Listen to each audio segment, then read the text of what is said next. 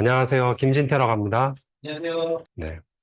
어려운 주제가 아니라 생각해 볼 수 있는 주제이기 때문에 편안하게 들으시고 자유롭게 말씀을 나눠주시면 좋을 것 같습니다.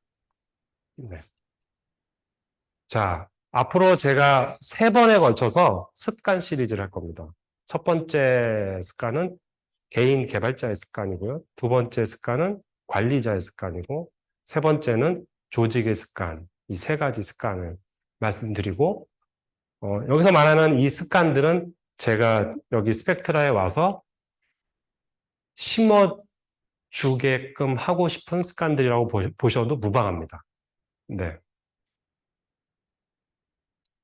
먼저 이 습관을 말씀드리기에 앞서서 우리가 사고를 해야 될 것들이 있는데요.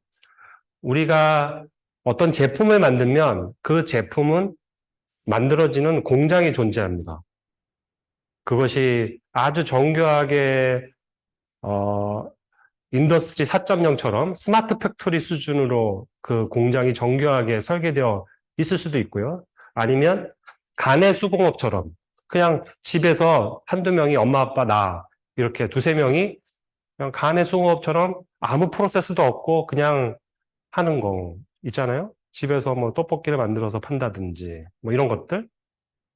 그러나 그것도 사실은 그 제품을 만들어내는 공장이라고 볼 수 있죠. 수준의 차이가 있는 것 뿐이지. 그렇다면은 소프트웨어를 만들어내는 공장이 존재한다는 사실입니다. 여러분들이 만들어내는 제품이 있고 제품을 가서 구축해 주면 결국 어떤 서비스를 딜리버리 하거나 제품을 딜리버리 하니까 결국 그 결과물은 공정을 거쳐서 그 공장에 의해서 산출물로 나타나게 되는 거잖아요. 그래서 우리는 그러면 소프트웨어를 만들어내는 공장이 무엇인가를 생각해 볼 필요가 있어요. 소프트웨어를 만들어내는 소프트웨어 프로덕트, 소프트웨어 서비스를 만들어내는 공장은 그럼 무엇인가? 이거라고 저는 얘기하고 싶은데 여기 보시면 이게 뭘로 보이시죠? 사람. 소프트웨어 공장은 사람들이라고 이렇게 얘기할 수가 있어요. 왜냐하면 소프트웨어에서 다루는 모든 활동들이 80% 이상이 매우 창의적인 머리를 써야 하는 지적인 활동이고 20% 정도는 사무적인 반복 숙달되어져야 하는 활동이라고 이미 알려져 있거든요. 그러면 창의적이고 지적인 활동을 할 수 있는 주체가 사람밖에 없잖아요. 그러니까 결국 소프트웨어 공장은 이 사람이고 결국에는 혼자서 만드는 경우의 프로덕트는 별로 없고 대부분의 커머셜하게 뭔가 돈을 내고 사용하는 그러한 프로덕트 서비스들은 사람들이 만드는 거잖아요. 그러니까 소프트웨어 공장은 사람들이라고 볼 수 있어요. 그럼 아까 첫 번째 했던 질문이 있잖아요. 공장의 공정 능력이 높으면 좋은 제품과 서비스를 만들 수 있다. 만약에 이게 여러분들은 지금 소프트웨어 공장의 도면도를 보고 계시는데 이 소프트웨어 공장의 공정 능력을 그럼 어떻게 하면 높일 수 있을까요? 저 화살표가 답을 말해주고 있거든요. 첫 번째 화살표를 보시면 한 사람의 화살표가 위로 뿅 이렇게 솟아져 있죠? 그쵸? 그러니까 공장을 구성하는, 소프트웨어 공장을 구성하는 구성 요소인 한 개인의 역량이 뛰어나면 됩니다. 예. 뭐, 아주 극단적으로 얘기하면 하루 동안 10줄 짜는 사람이 20줄을 짠다거나 하루 동안 해결할 수 있는 버그의 숫자가 10개를, 20개를. 좀 더 고급스럽게 얘기하면 단편적인 모듈 안에서의 코딩을 할 수밖에 없었던 사람들이 모듈과 모듈 간의 디자인을 어떻게 해야 되는지 하이 레벨의 문제도 해결할 수 있으면 그런 사람들이 자꾸 많으면 그리고 한 번 말하면 맑게 알아듣고 두 번 말하지 않게 만들고 커뮤니케이션을 실시간으로 잘 할 수 있는 사람들이 있는 그런 역량을 가진 사람들이 많으면 많을수록 공장의 공정 능력이 높아질 가능성은 크잖아요. 그죠? 그렇죠? 근데 여기서 질문이에요. 여러분이 지금 일하실 때 여러분 주변에 이런 사람 누가 있습니까? 되게 뛰어나다, 저 사람. 되게 압도적이다. 그런 사람 혹시 계신가요? 석하님이요? 본인은 아니라고 지금 굉장히 인상.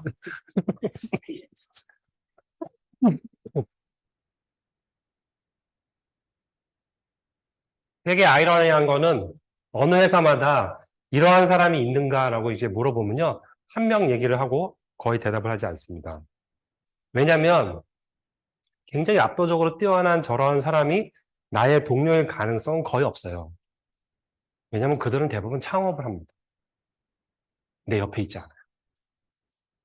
대부분 창업을 하기 때문에 없습니다. 실질적으로. 아니면 스펙타라는 회사가 굉장히 글로벌하게 인지도가 있고 누구나 거기 들어가고 싶어서 골라 뽑는 수준이다. 아, 줄 서 있어, 그냥 줄 서 있어. 그러면 있을 수 있습니다. 그런데 보편적으로 우리나라에 있는 어떤 회사도 사실 그렇게까지는 아니거든요.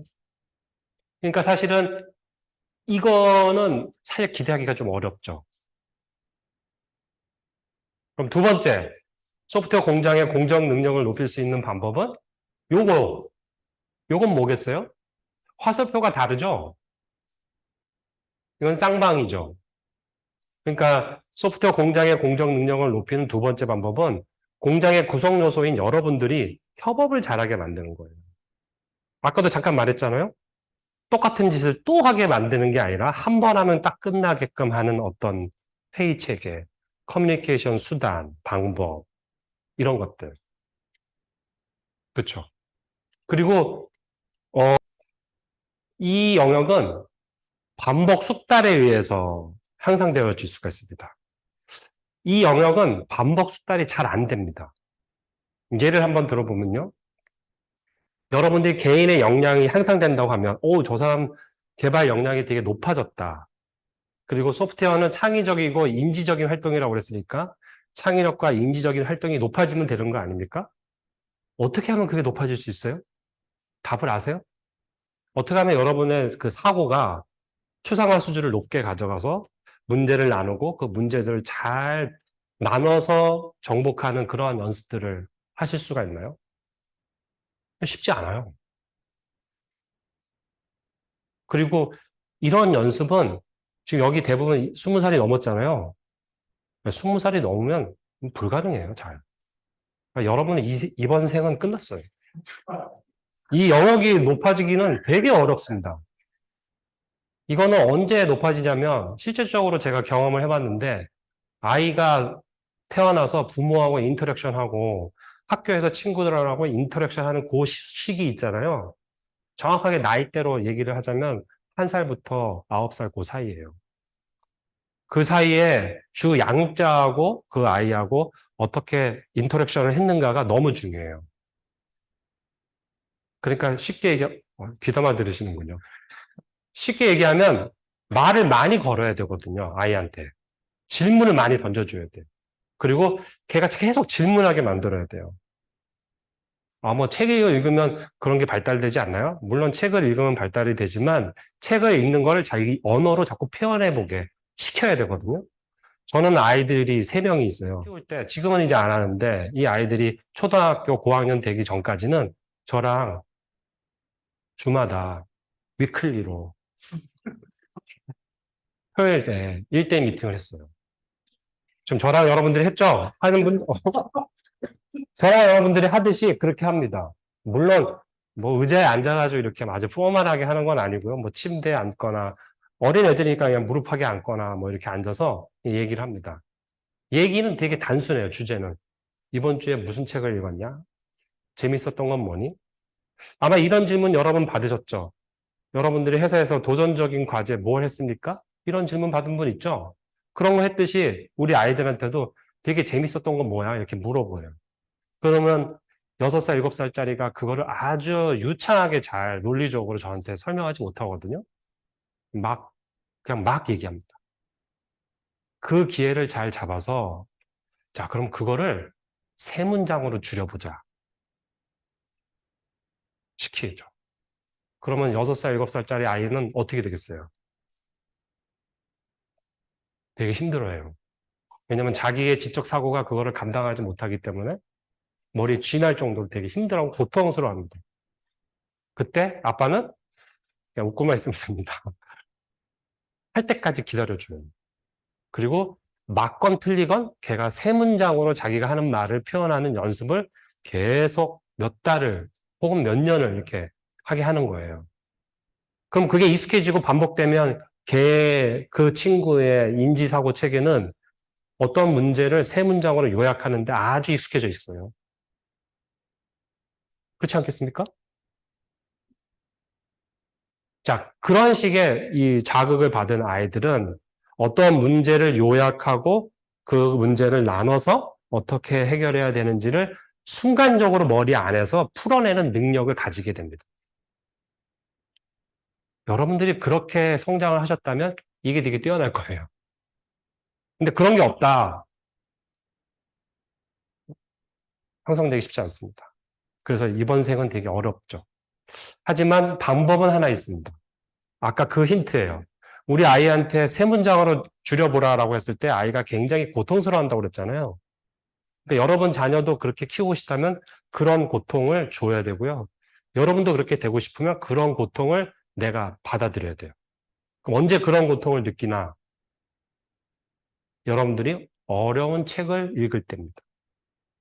여러분들이 책을 읽을 때 만화책을 읽는데 막 따분하고 졸리고 막 이렇게 이런 적 있으신가요? 무빙 그거 보고 있는데 피곤해 재밌대 막 이런 적 있어요? 이해하기 어려워. 없죠? 여러분의 인지체계는 그 스토리와 관계 갈등 구조를 받아들일 수 있을 만큼 성장했기 때문에 하나도 어렵지 않아요. 쉬워요. 그런데 여러분들에게 아트 오브 컴퓨터 프로그램이 이따만큼 두꺼운 책을 읽고 요약을 해보라고 그러면 머리 쥐날 거거든요. 근데 그 쥐 나는 거를 감내를 해야 돼요. 그 쥐 나는 이유는 내 뇌의 뉴런이 리스트럭처링을 하는 기간이에요. 그래서 에너지 소비를 많이 하게 됩니다. 그러니까 자꾸 어려운 책을 읽으면 피곤하고 졸리는 거예요. 그래서 그런 그 인지 체계가 발달되어 있으면 이제 어려운 게 와도 어려운 문제가 와도 이미 내 뇌는 그렇게 체계가 되어 있기 때문에 다른 사람보다 훨씬 빨리 그걸 이해하고 풀어낼 수 있게 돼요. 근데 그런 연습을 안 하면 힘들어지는 거예요. 어려워요. 잘 못해요. 그리고 나이 들수록 더 잘 안 돼요. 네. 그래서 만약에 지금 내가 그렇게 이 영역을 높이고 싶다라고 한다면 조금 버거운 책을 무조건 이해를 하겠다고 작정하고서 자꾸 도전을 하셔서 보셔야 됩니다. 읽는데 너무 술술 읽혀진다는 얘기는 그 책의 내용을 내가 다 받아들일 수 있는 사고 체계가 되어 있는 거예요. 그러니까 내 지식은 쌓일 수는 있지만 논리적인 사고력을 키우기에는 어려워져요. 이해되시죠? 그게 여러분들이 신문 뉴스를 볼 때 너무 이해하기 어렵네? 그런 경우 별로 아마 없을 거예요. 혹시 신문 뉴스 페이퍼를 쭉 읽는데 되게 어렵다. 무슨 말이지? 그러면 반성하셔야 돼요. 그것조차도 이해하기가 어렵다고 그러면 굉장히 곤란해집니다. 네. 자, 이게 그래서 어렵다는 얘기고요. 이 수평은 습관에 의해서 획득이 되는 거예요. 습관에 의해서. 네. 그래서 제가 이제부터 말하고자 하는 것은 이 영역인 거고, 이 영역을 하는 데 있어서 개인이 해야 되는 게 있고, 이렇게 묶어서 해야 되는 것도 있고, 이거를 바라보는 오케스트레이션 하는 관리자가 해야 되는 습관들이 있단 말이에요. 그 습관을 이제 소개하려고 그래요.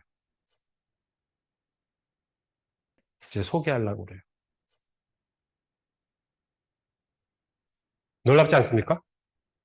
최고의 개발자하고 최하의 개발자의 생산성이 28배 혹은 10배 28배가 차이 난다고 실험한 분이 계시고요. 그런 분이 노보트 엘 그레스라는 분이 계세요. 그 다음에 10배 차이 난다고 실험한 분이 계시는데 그분은 피플웨어의 저자. 갑자기 이름이 생각 안 나요. 이름이 생각이 안 나요. 10배 하여튼 차이 난다고 합니다. 그럼 이렇게 엄청난 차이가 나는 개발자는 아까 두 가지 요소였잖아요. 개인의 지적인 역량, 그 다음에 이 커뮤니케이션 하는 거. 그래서 현존하는 굉장히 뛰어난 개발자한테 기자가 찾아가서 물어봤어요. 야, 너는 어떻게 그렇게 개발을 잘하냐라고 물어봤습니다. 누구에게 물어봤냐면 여기 켄트백이라고. 켄트백이 어떤 분인지 혹시 말씀해 주실 분 계신가요? 없으신가요? 네. 여러분, 음, 단위 테스트를 할 때 사용하는 JUnit 만든 분입니다. 네. 저 JUnit 만드는 에피소드가 있어요. 그 켄티백하고 그 고프, 갱오포 디자인 패턴을 정리한 사람이죠. 에릭 감마라는 사람이 있는데 두 사람이 그 시애틀에서 아틀란트 글로 컨퍼런스를 참여를 하려고 한 비행기를 우연히 탔는데 좌석이 좀 달랐대요. 근데 서로 이제 되게 유명한 사람들이니까 알아본 거죠. 그래서 스튜어디스한테 우리 좀 한 자리에 앉을 수 없겠냐고 그랬다고 합니다. 그래가지고 한 자리에 앉아줬대요. 거기서 올라가는데 비행기 타고 올라가는데 몇 시간이 걸릴 거잖아요. 그 긴 시간 동안 뭐 했겠어요? 넌 요즘 뭐 하냐? 난 뭐 한다. 이렇게 얘기하고. 켄트백이 말을 하는 거야. 난 요즘 테스트에 관심이 많아. 테스트 자동화하는 거에 대해서. 그래서 나 이런 거 좀 생각하고 있어. 이 켄트백은 스몰톡 개발자였거든요. 네. 그리고 그 스몰톡을 테스트 자동화하는 거에 대해서 많이 고민을 하고 있었어요. 반면에 에릭 감마는 객체지향 설계에 관심이 많은 사람이었어요. 그리고 어떻게 하면 객체지향 설계를 잘하는가 자바 프로그래머였고 그때 두 사람이 그러면 우리 자바용 단위 테스트 뭐 좀 지원해준 툴을 만들면 좋지 않을까? 그 두 사람이 비행기 안에서 코딩을 시작해요. 페어 프로그래밍. 그리고 목적지에 딱 도착했을 때 완성이 됐어요. 그게 제이윤이 초기 버전이에요. 그걸 만들었던 사람이 켄트백이고 지금 페이스북에서 일하고 있습니다. 이 사람한테 그 기자가 물어보는 거예요. 당신 어떻게 이렇게 훌륭한 프로그래머가 됐냐? 어떻게 하면 이렇게 되냐? 라고 물어봤더니 켄트백이 이렇게 답변을 합니다. 영어라서 읽지는 않겠습니다. 네. 이렇게 얘기하는 거죠.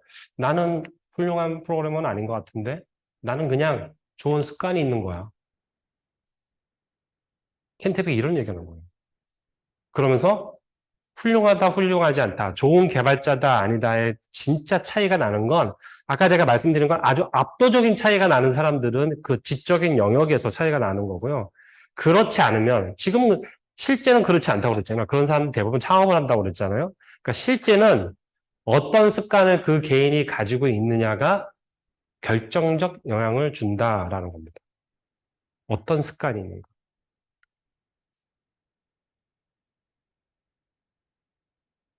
여러분 어떤 습관이 있으신가요? 개발자로서 어떤 습관을 갖고 계시죠? 응? 이거 옮겨놨네.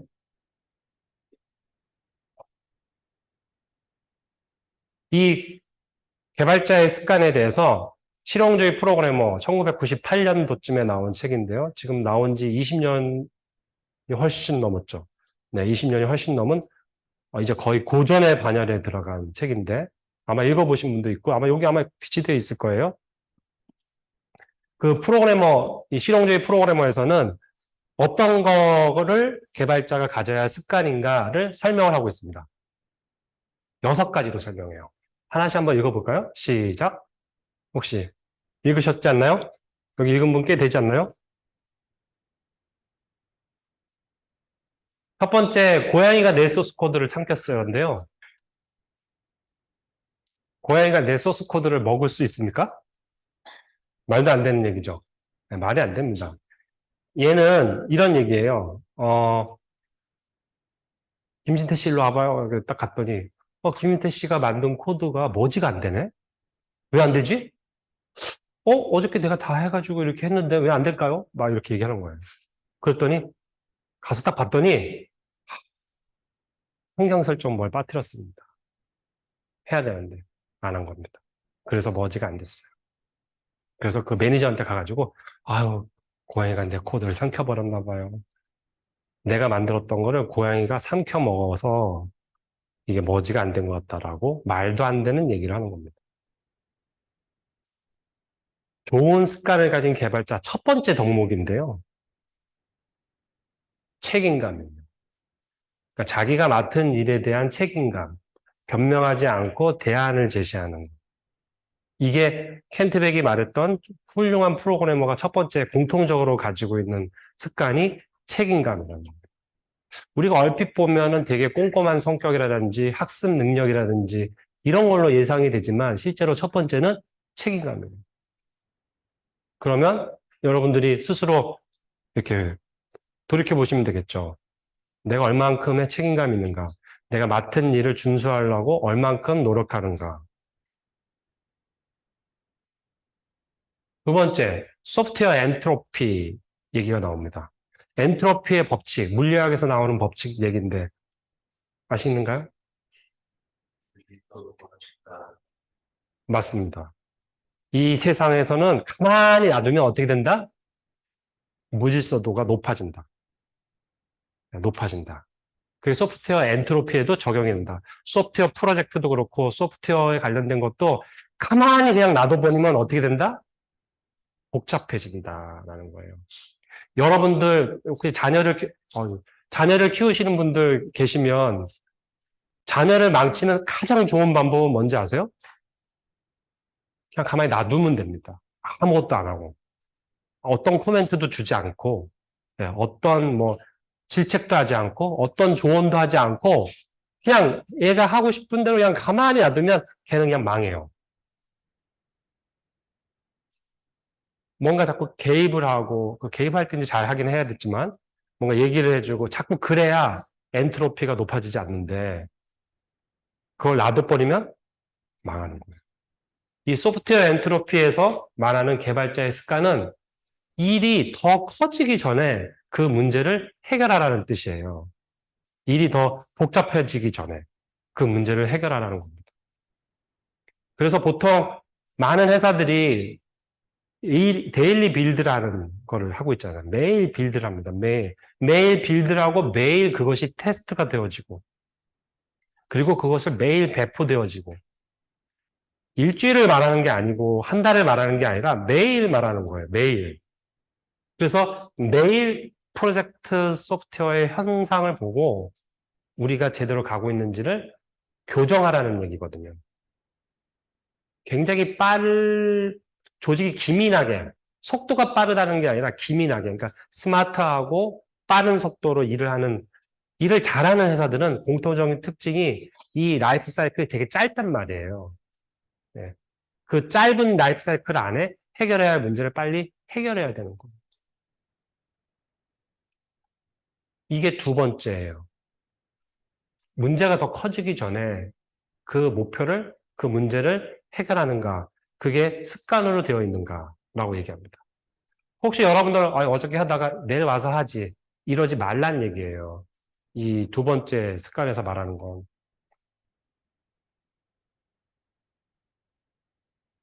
세 번째요.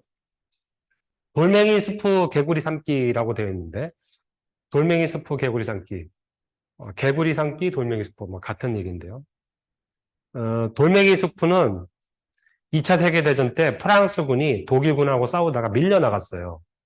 거의 점령당했잖아요. 프랑스가 독일한테 먹혔거든요. 그래서 쭉 밀렸다가 이제 회복돼서 이제 가고 있는 중에 자기 조국 땅을 이제 밟은 거예요. 그래서 프랑스 군이 딱 들어가니까 시민들이 막 박수치고 환영하는 거죠. 그렇지 않겠습니까? 우크라이나도 그랬잖아요. 막 박수치고 사람들이.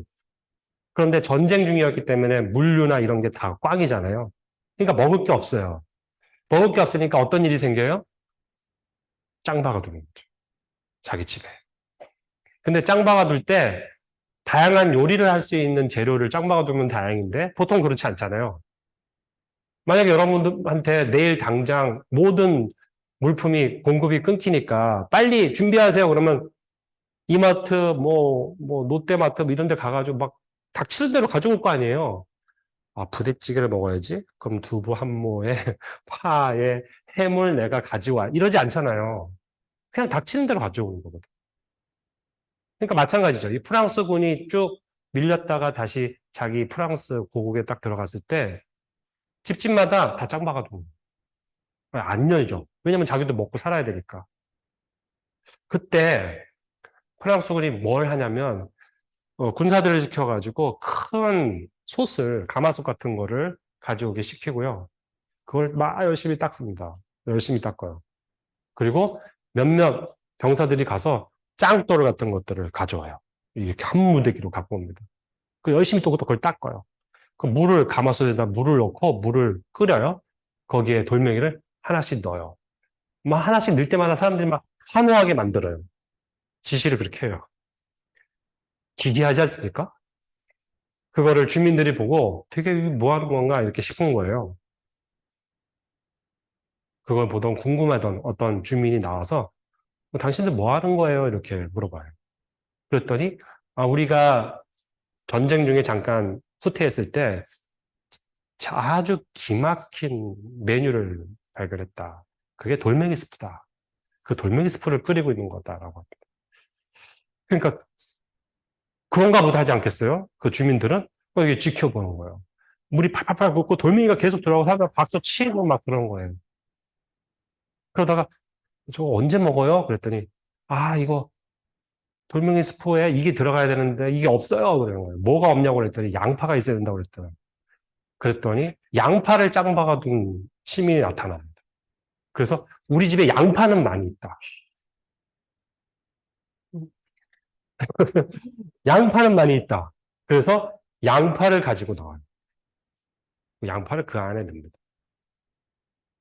이렇게 간을 보는데, 양파만 넣었더니 좀 아쉽긴 하네요. 그래도 먹을 수는 있어요. 그랬더니 또 주민이, 그럼 또 뭐가 필요하나요? 감자가 있으면 좋겠다. 감자가 있는 사람을 또 갖고 와요. 그렇게 서서히 사람들이 자기가 짱박아 놨던 식재료들을 가지고 나와서 넣기 시작합니다. 이제 다 됐다. 돌멩이는 다 버려요. 그리고 그 스프를 다 같이 나눠 먹습니다. 개구리 삶기는 무슨 뜻이냐면 개구리를 죽이는 방법은 뜨거운 물에 개구리를 딱 넣는 순간 개구리는 튀어나옵니다.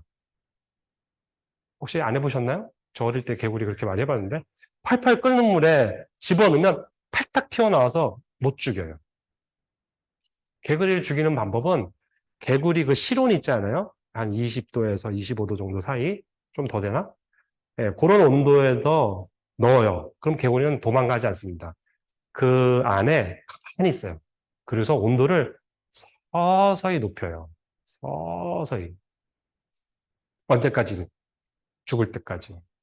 그 환경에 점점 적응돼가지고 개구리는 그냥 죽어버려요. 익어버리죠. 그렇게 죽습니다.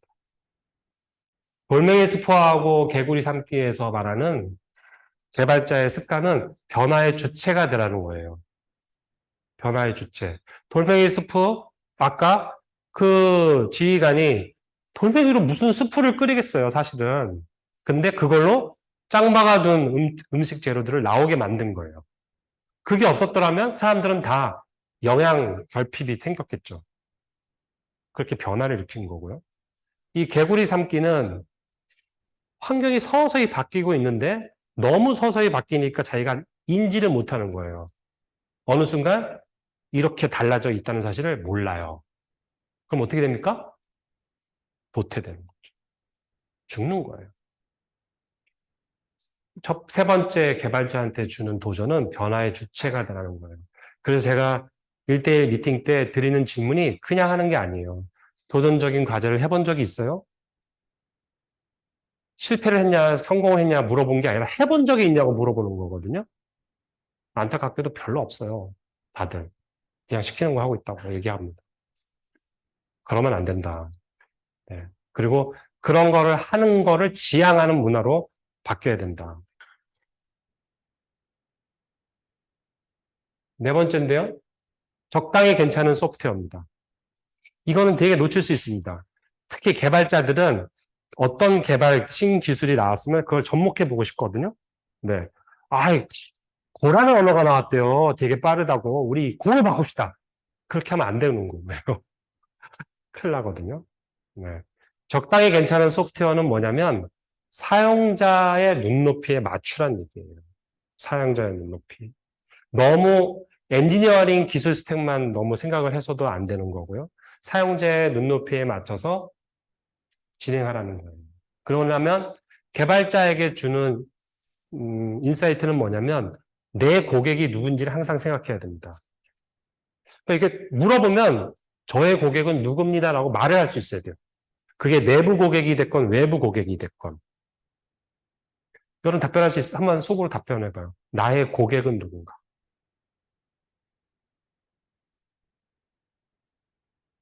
있어야 됩니다. 왜냐면 그 고객한테 잘 보여야 되잖아요. 그 고객이 나를 인정해줘야 되고.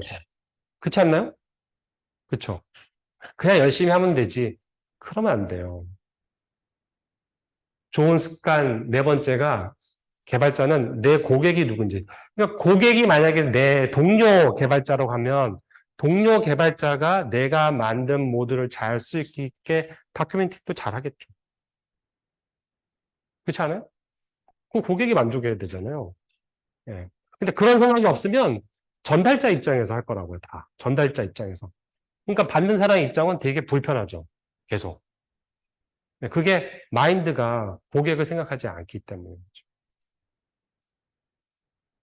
다섯 번째요. 지식 포트폴리오입니다. 지식 포트폴리오. 네. 여기서 중요한 건 공부해라 이 얘기가 아니에요. 공부하라는 거는 너무 당연한 거기 때문에 그걸 얘기를 해야 돼? 그거는 진짜 개발자가 아니지. 공부 안 하는 게 무슨 개발자예요. 그건 개발자가 아니에요, 그냥.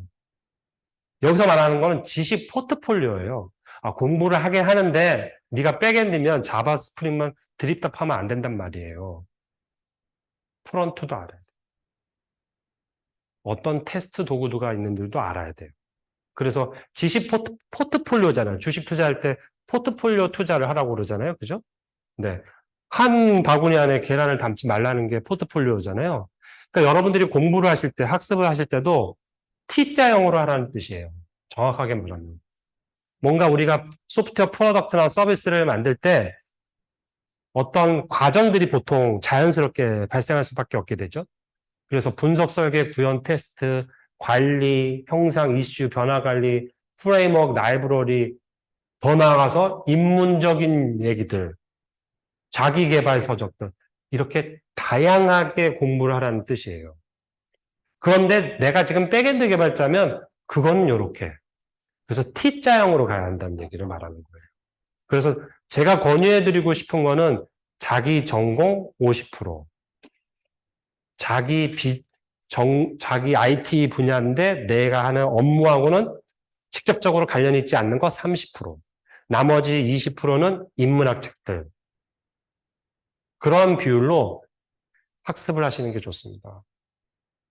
애시당초 저는 책을 안 읽는데요? 그러면 안 돼요. 네. 그거는 삶은 개구리예요.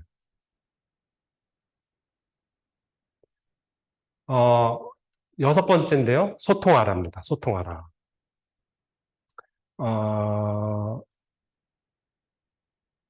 1대1 미팅을 하다 보면서 제가 느낀 거는 소통만 잘한데도 반은 해결이 되겠더라고요. 다. 그러니까 이거 어떻게 소통해야 할지를 모르니까. 네. 더군다나 지금 조직도를 보면 굉장히 작은 셀들로 이렇게 따다닥 돼 있잖아요. 그러니까 얼마나 소통 비용이 많이 생기겠어요. 그죠? 그렇잖아요?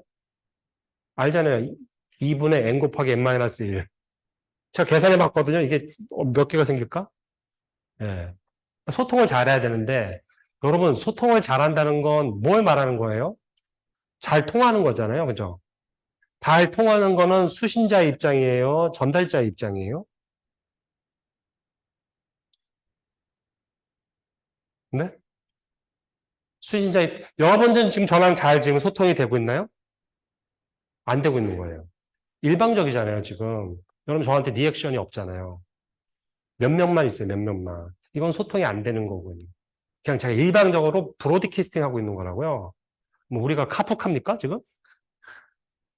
뭐가 이렇게 가면 와야 되잖아요. 그죠? 그게 소통이 되는 거예요. 고개를 끄덕인다거나, 동의가 안 되면 뭐 이렇게 한다거나, 뭐가 있어야 돼요. 그래서 소통이 잘 되는 경우는 대부분 리액션하고 관련돼 있어요. 리액션.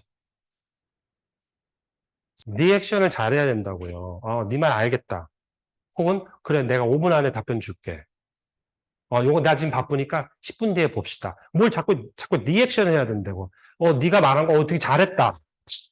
아니, 난 근데 그거 동의 안 된다. 뭐 이렇게, 이런 것들을 하셔야 되는데, 그냥, 되어 있습니다. 왜 그렇게 됐을까요? 뭐 여러 가지 이유가 있다고 저는 지금 보고 있습니다. 네.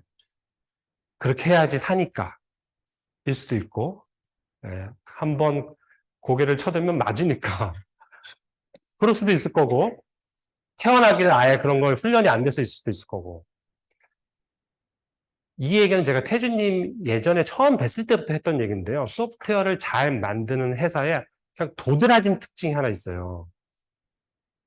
그냥 그거 보면 알아요, 그냥. 다른 거는 상세하게 볼 때 알 수 있고요. 그거 하나만 보면, 아, 여기는 소프트웨어를 잘 만들겠구나.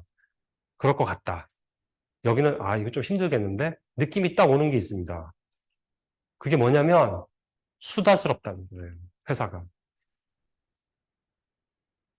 서로 계속 뭘 맞춰야 되니까 계속 대화를 한다고요. 요즘은 이제 온라인 메신징이 잘 돼 있으니까 슬랙이 계속 와야 되거든요. 뭐 내가 안 보고 싶으면 안 보면 되는 거고.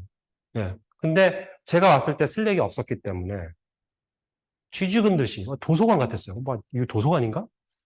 예. 그러니까 소통이 단절되는 거거든요. 첫 번째 1번은 고양이가 내 소스 코드를 삼켰어요. 책임감이에요. 변명하지 말고. 아, 이거 내일 하지. 이러지 말라는 얘기죠. 두 번째는 엔트로피. 아, 이게 내일 하지 말지. 이거고. 세 번째가 변화의 주체. 제가 계속 물어봤어요. 혹시 요즘 뭐 공부하고 계신가요? 도전적인 거 뭐 하나요? 공부는 뭐 하나요? 성장을 위해서 뭘 합니까? 라고 그랬더니 별로 없어요. 여러분, 워라밸을 보장하려면 공무원을 가셔야 됩니다. 네, 아주 워라밸 확실하게 보장되죠. 네. 이런 소프트웨어에서는 도전적인 거를 하고 뭔가를 문제를 해결하기 위해서 몰입해보고 이런 것들이 막 일어나야 되는 거고요. 나이 드신 분이 뭐 그렇다면 뭐 그런가 보다 하는데 젊은 분도 그러면 진짜 문제가 있는. 그 다음 적당히 괜찮은 소프트웨어, 사용자의 눈높이, 고객의 눈높이에 맞춰야 된다. 그 여러분 고객은 누굽니까? 항상 그거를 생각해야 되는 거죠. 지식 포트폴리오. 네. 공부 안 하면 그건 개발자 아닌 거고요. 공부를 한다면 포트폴리오로 가지고 해라. 50%는 자기 전공. 예. 그 다음에 30%는 제가 지금 당장 하는 건 아니지만 알아야 되는 거. 20%는 인문학적인 거. 제가 전에 있던 직장에서는 보통 1주, 그래, 2주까지 봐줄게 그랬어요. 실제 정말 대놓고 2주까지는 봐줄게. 2주에 한 권씩은 읽어 그랬어요. 2주에 한 권씩. 소통하라. 실제로 그거를 개인 퍼포먼스 목표치로 정해놓은 적도 있습니다. 네. 소통하라는 리액션이었죠. 리액션. 그죠? 네, 다시 리액션이 안 좋아졌네요. 리액션이에요. 리액션. 네. 이 프리젠터의 역할이 아니라 듣는 사람이 어떻게 리액션을 하느냐가 중요하다. 이 6가지 습관을 가지면 개발자로 좋은 개발자가 될 수 있는 습관들을 내가 하고 있구나라는 뜻이에요. 하실 수 있겠죠? 제 습관을 소개해 드리겠습니다. 혹시 참고가 되실 것 같아서 제가 이렇게 내가 어떤 습관이 있지 이렇게 찾아봤거든요. 네. 여기서 뭐 저거 나도 해도 되겠다 싶은 것들은 그냥 모방해서 쓰시면 됩니다. 뭐 제가 특허를 낸 것도 아니고. 첫 번째, 이른 아침 당일에 해야 할 업무들을 프리뷰하면서 리스크가 없는지 찾아봅니다. 여러분 몇 시에 일어나시나요? 저는 보통 5시에 일어납니다. 5시. 5시에 일어나서 교회를 가서 새벽 기도를 하고 돌아와서 쭉 일정표를 보고요. 뭐 슬랙도 보고 내가 해야 될 것 좀 정리해야 해요. 근데 거기에 정리를 할 때 이런 말을 해야지, 이걸 확인해야지 이런 생각도 하고요. 어제 얘기했던 거 이런 문제를 그럼 어떻게 하지? 이런 생각들을 프리뷰를 해요. 네. 그리고 나서 사무실은 한 9시 전후에 와요. 네. 이게 저의 첫 번째 습관입니다. 꼭 프리뷰를 하고 온다는 거예요. 프리뷰를. 두 번째는 하루 마무리하면서 당일 수행한 업무를 원페이지 서머리로 글을 써봅니다. 아직 제가 도입할까 하다가 잠시 머뭇거리고 눈치를 보는 게 있는데요. 그게 노션이에요. 근데 이제 저는 개인적으로 노션을 쓰고 있습니다. 굉장히 많이 쓰고 있어요. 그 노션에 보면은 일지라는 걸 만들 수 있거든요. 캘린더 이렇게 있잖아요. 일지. 거기에 하루 제가 했던 거를 쭉 돌이켜보면서 한 장을 쫙 글로 채웁니다. 이게 개요식으로 하는 게 아니에요. 오늘 테크톡 했음. 이렇게 쓰는 게 아니고요. 오늘 테크톡에 들어갔는데 대략 뭐 한 4, 50명이 왔고, 거기서 내가 이런 얘기를 했는데 그때 사람들이 너무 반응이 좋았고, 뭐 이런 이랬었고, 그래서 다음에 이렇게 소설 읽듯이 오늘 내가 아침에 누구를 만나는데 이런 대화를 했고, 거기서 내가 이걸 느꼈고, 이렇게요. 그래서 그것만 읽으면 제가 하루를 어떻게 살았는지 알 수 있는 정도로 한 페이지 정도만 합니다. 한 페이지 정도를 원 페이지 서머리로 글을 써요.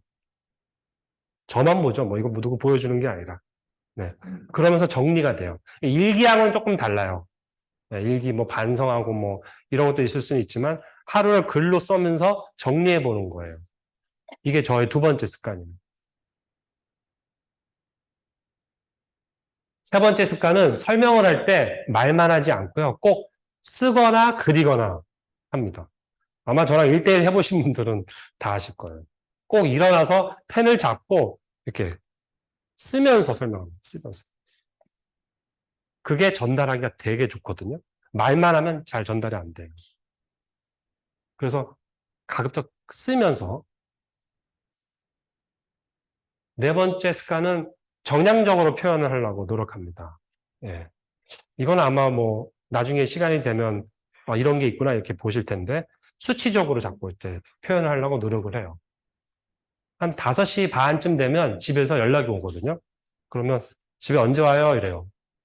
이제 뭐 여러 가지 뭐 막내를 픽업하라는 명령을 주던가 아니면 와서 빨리 밥을 해라 라던가 아니면 뭐 언제 밥을 먹을 거냐 뭐 이런 것 때문에 이제 미리 저한테 귀가 시간을 물어보죠.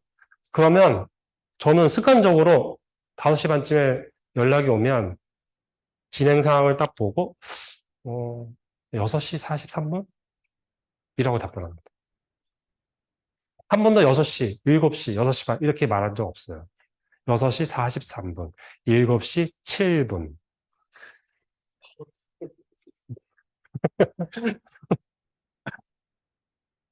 우리 와이프도 그랬을 거예요. 지금은 이제 익숙해졌어요. 예.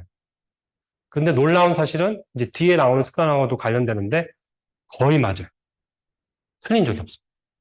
제가 7시 7분이면 정말 7시 7분에 딱 들어가고요. 6시 47분이면 6시 47분에 딱 들어갑니다.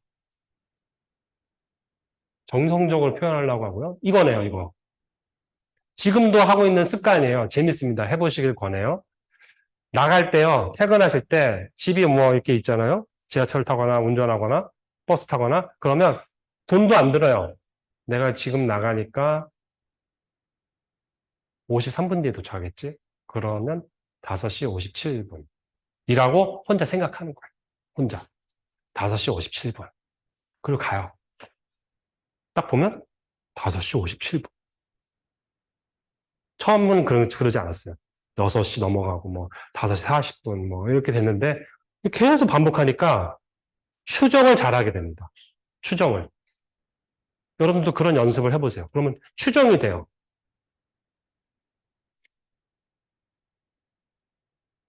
그 다음은 기술 문서를 볼 때 꼭 누군가에게 설명한다고 생각하고 발표 자료를 만듭니다. 아까 예진님하고 얘기할 때, 예진님 맞나요? 네. 이 설명을 해줬는데, 아까 지식 포트폴리오에서 이렇게 책을 읽으라고 그랬잖아요. 그러면 이런 거예요. 여기 나오나? 예, 예를 들면 이런 거예요. 이런 거. 저한테 뭐 DDD 강의해 주세요 그러면 제가 DDD 책이 있어서 공부하고 있는 중이었으면 그거를 책을 보면서 그냥 이렇구나 이렇게 하는 게 아니고요. 그거를 꼭 내가 어디 가서 강의를 한다고 생각하고 발표 자료를 만듭니다. 그래서 발표 자료를 다 만들면 그 책을 다 읽은 거예요. 그래서 제가 읽은 책은 이렇게 세트가 이렇게 딱 페어로 되어 있습니다. 그리고 나서 그 책은 파기시키고 스캔을 떠서 보관합니다. 예. 두 번째는 억지로 그거를 할 수밖에 없는 환경 속에 저를 집어넣어요. 억지로. 저는 제 자신을 믿지 않아요. 예. 여러분들 여러분 자신 믿나요? 저는 제 자신을 절대로 믿지 않습니다. 그래서 꼭 그거를 할 수밖에 없는 상황 속에 저를 집어넣어요. 예를 들면 이거예요.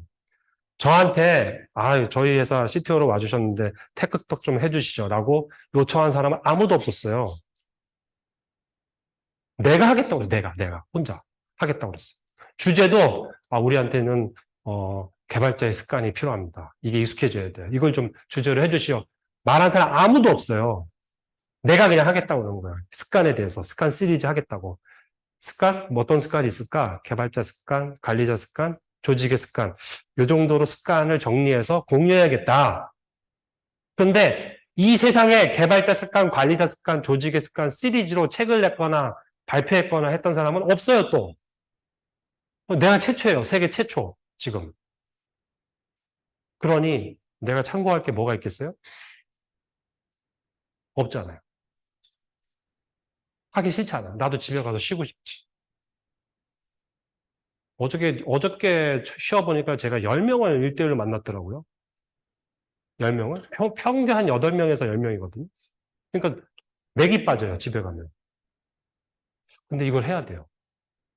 근데 하면 좋을 것 같아요, 나중에. 그래서 하겠다고 손든 거예요. 공지도 해버린 거예요. 그런데 관리자의 습관, 조직의 습관은 아무것도 지금 준비가 안 돼 있어요. 없어요. 내가 이제 고민해야 돼요, 이제.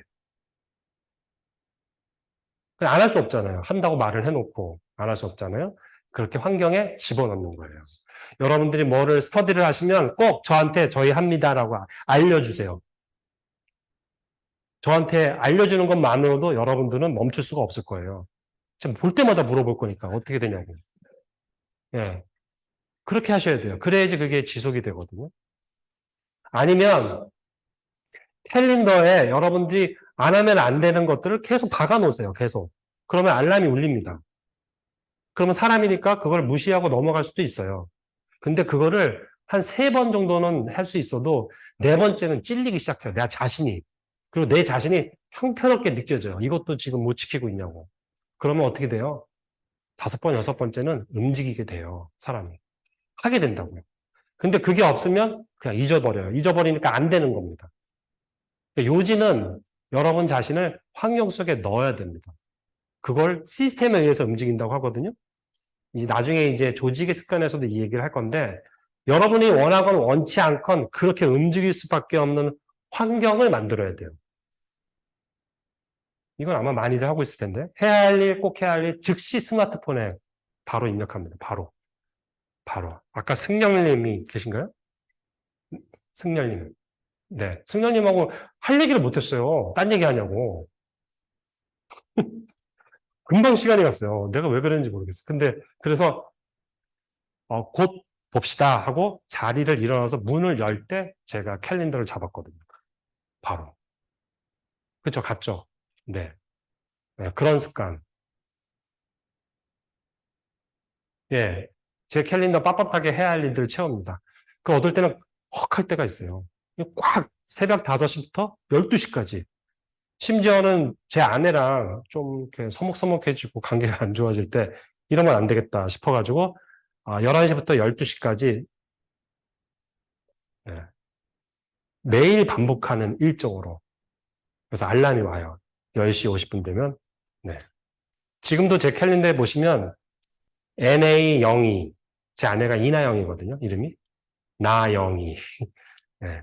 그렇게 써 있는 시간들이 있습니다. 그게 제 아내랑 대화란 얘기예요. 그러면 잊고 있다가 지금이 벌써 해야 됐네? 이렇게 얘기하는 겁니다. 그리고 개발할 때는 꼭 도식화합니다. 저는. 자꾸 이렇게 그림을 그립니다. 네. 그림 그려서 얘기를 하고 대화를 합니다. 그러면 생각이 더 정리가 잘 돼요. 마지막인 것 같은데, 여러분들의 이름이 네이버 웹에서 검색이 되셔야 됩니다. 그 네이버에서 검색이 되게 하는 가장 쉬운 방법은 네이버 블로그에다 글을 쓰면 돼요. 글이 쌓이면 그러면 글을 뭘 써요? 제가 클래스 101에 있을 때 개발자들한테 요구했던 건 그날 하루 일한 거 있지 않냐? 이슈 티켓을 받으니까. 그럼 그게 뭐가 문제였고, 난 이렇게 고민했고, 이걸 이렇게 개선했다라는 걸 글로 남겨라, 글로. 그리고 거기서 회사의 보안에 대한 건 퍼블리싱 하지 말고, 그런 건 빼고, 보안에 어긋나지 않는 건 블로그로 옮겨라. 그러면 내가 만약에 여기서 한 달을 근무했으면, 1년을 근무했으면, 적어도 300개의 글이 남았을 거 아니에요. 300개의 기술 글을 올렸으면 완전 파워블로거예요. 여러분들은 헤드헌트에 딱 들어온다고요. 그렇지 않겠어요? 만약에 뭐, 무슨 직군을 찾는데, 어디서 찾아요? 링크드인에서 찾거나, 네이버에서 검색하거나, 구글에서 검색하는데, 어디에도 안 나와. 그럼 뭐 어떻게, 뭐 할 수가 없잖아요. 그죠? 검색되게. 네. 검색이 되는 날 저한테 오십시오. 네. 그때 다시 한번 얘기를 하시죠.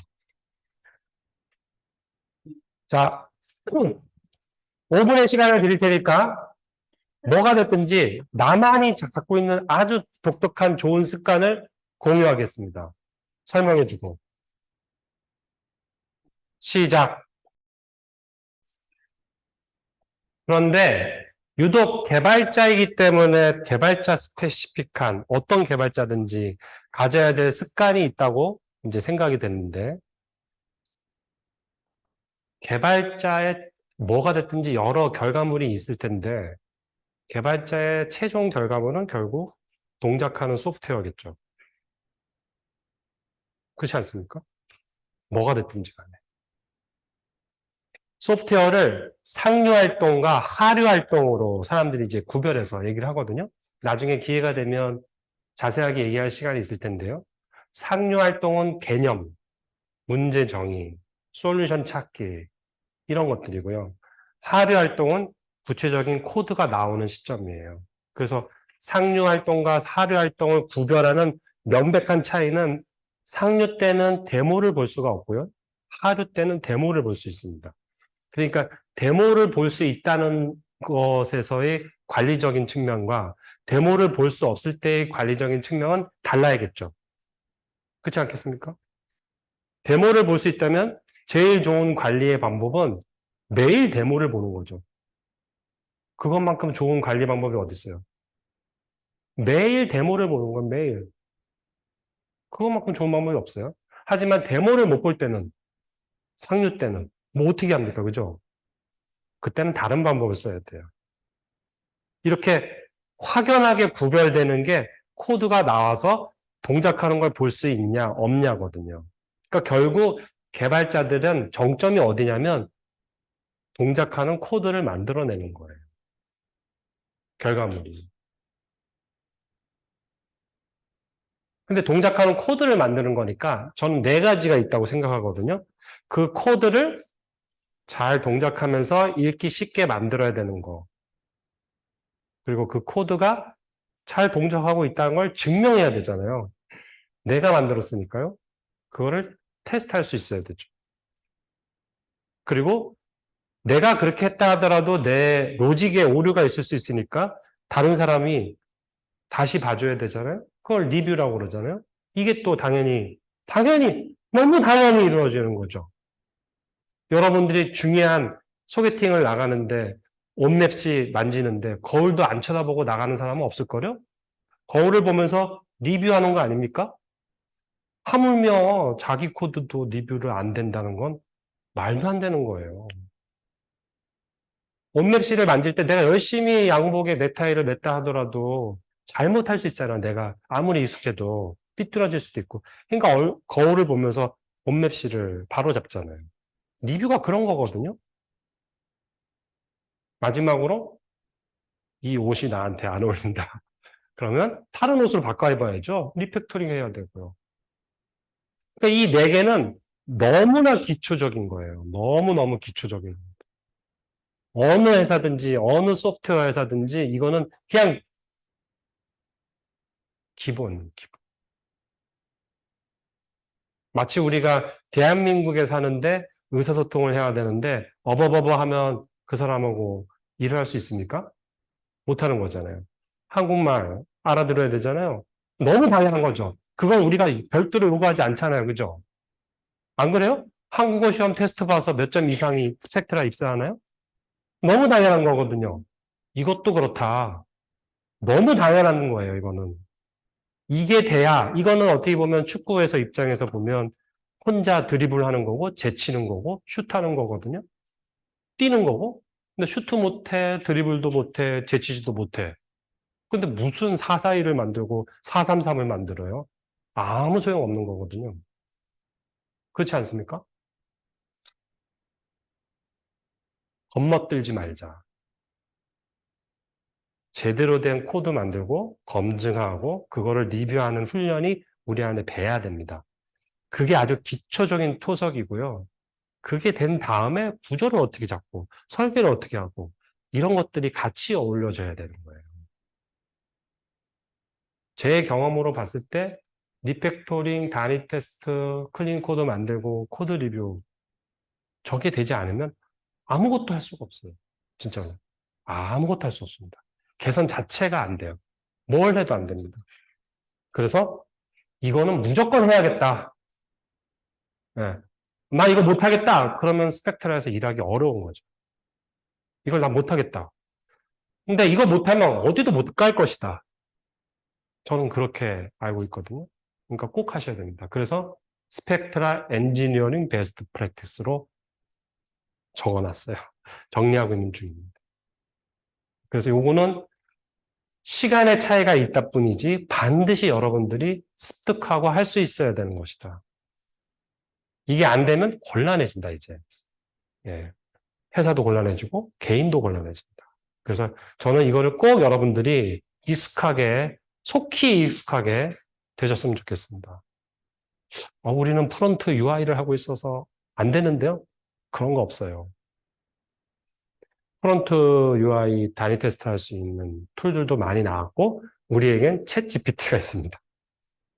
코드 그거 다 넣어보세요. 얘가 단위 테스트 코드 다 짜줘요. 그럼 그거 가지고 와서 동작하게만 여러분들이 고치면 돼요. 그럼 왜 못해요? 하면 되지. 그렇죠? 그 클래스 101은 IT 서비스를 하는 회사예요. 아마 아시는 회사들 분들도 계실 텐데 거기는 하루에 배포가 한 10번 이상씩 나갑니다. 마이크로 서비스로 나눠져 있기 때문에 계속 배포 막 배포 나와요. 거기에 그 UI 그 프론트 개발자들이 단위 테스트를 안 하더라고요. 너무 이렇게 할 게 많다고 그래서 와보라고 그랬어요. 왜 안 되냐고. 이렇게 바뀌어서 그거 프로그램 짜면 또 바뀐대요. 그래? 네가 하지 말고 GPT한테 시켜. 그래서 제가 짜지도 않은 코드를 쭉 긁어다가 거기도 거긴 타입스크립트를 쓰는데요. 쭉 긁어다가 붙여서 단위 테스트 코드 짜줘. 이렇게 명령을 줬더니 수두룩하게 나왔습니다. 그래서 이거 쫙 보여줬어요. 이런 식으로 단위 테스트 코드를 만드는 거를 얘가 제안을 해줬는데 쓸모가 있어요? 없어요? 그랬더니 쓸모가 있다는 거예요. 그 케이스까지 자기가 생각을 못 했었는데 그 코드를 그대로 생짜로 쓸 수는 있는 건 아니었고요. 네. 수정은 해야 됐지만, 이런 케이스도 얘가 만들어줬구나. 할 수 있다. 하려고 그러면 할 수 있다. 네. 자, 여기까지가 끝이네요. 여기까지가 제가 이제 1시간 반 동안 여러분들하고 얘기하고 싶었던 거였어요. 네. 그런데 이제 마지막으로 이건 습관이잖아요. 습관이란 말이에요, 습관. 습관은 시간도 필요하고요. 꾸준함도 필요하거든요. 네. 그리고 나한테 없는 건 더더욱이 힘들거든요. 네. 그래서 힘들 수 있어요. 왜냐면 자꾸 요구는 하는데 내가 안 되는 거죠. 네. 근데 적어도 개발자는 이 4가지 습관, 그리고 앞에 나왔던 그 6가지 습관을 내 몸에 익숙해지면 매우 경쟁력이 있을 것이다. 자신 있게 말할 수 있습니다. 네. 매우 경쟁력이 있을 것이다. 그런데 이게 습관이 안 되면 곤란해질 것이다. 네. 이직을 하려고 해도 잘 안 될 거예요. 왜냐하면 요즘은 코드립을 다 하기 때문에 안 하는 회사가 없거든요. 심지어 갓 시작하는 스타트업도 코드립을 하거든요. 다 활발하게. 그러니까 어려워져요. 되게. 그래서 이 프랙티스는 이미 우리나라가 IT가 많이 성장했다는 걸 느낄 수 있는 게 너무 디폴트로 잡혀 있는 프랙티스이기 때문에 꼭 이번 기회에 하시면 좋을 것 같습니다. 구체적인 실행 방법이나 액션 아이템들은 조만간 이제 마련이 돼서 아마 전달이 될 거예요. 네. 숙제가 뭐였죠? 습관, 댓글로 퇴근하기 전까지 달기. 네. 거기에 진태님 감사합니다. 이런 글귀까지 같이. 마치겠습니다. 네.